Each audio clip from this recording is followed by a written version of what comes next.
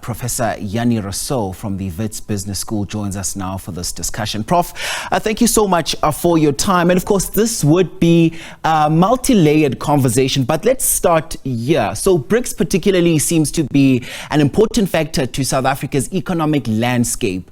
Should we see a shift of power? Is this bloc in danger?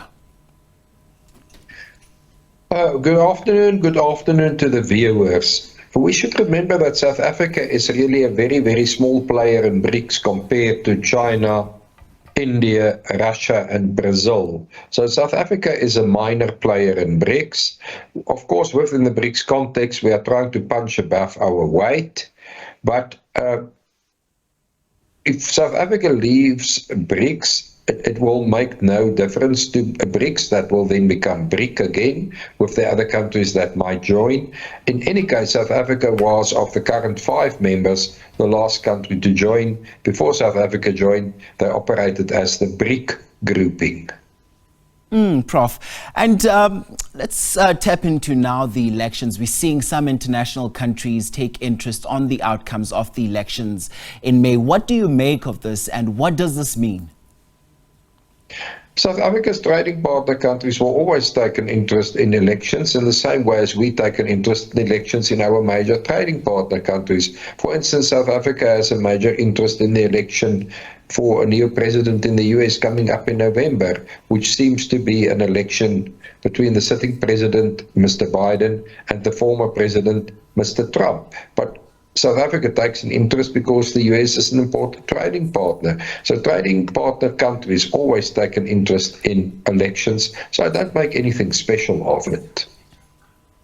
Indeed, Prof. And of course, there's been so many conversations doing the rounds right now. And I think one that also takes center stage right now is the talk of the possibility of international countries influencing the outcomes of the elections. How likely are the possibilities of international countries influencing outcomes to suit their interests?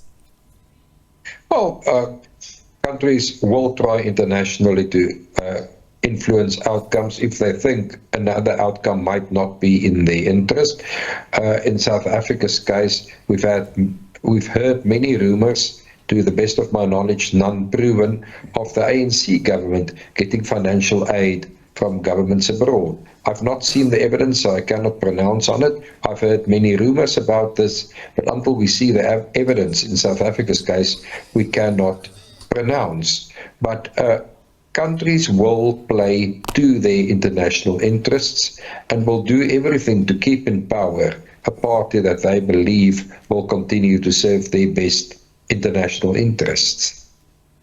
In South Africa's case, of course, if the opposition grouping, the multi-party charter, gains power, it is clear that our relationships vis-à-vis Russia in the Ukrainian war will definitely change. And Prof, the economic factor is important to consider in terms of bilateral agreements.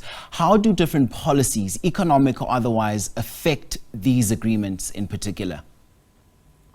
Well, if South Africa moves too close to Russia, it might, in our case, put in jeopardy the special export dispensation we have in terms of AGOA to export to the United States. And if we lose the AGOA advantages that we have, it will be a severe blow to South African exports and might even close certain industries in South Africa. So from that perspective, our positioning in the international arena remains very important for our economic growth and for our own exporters.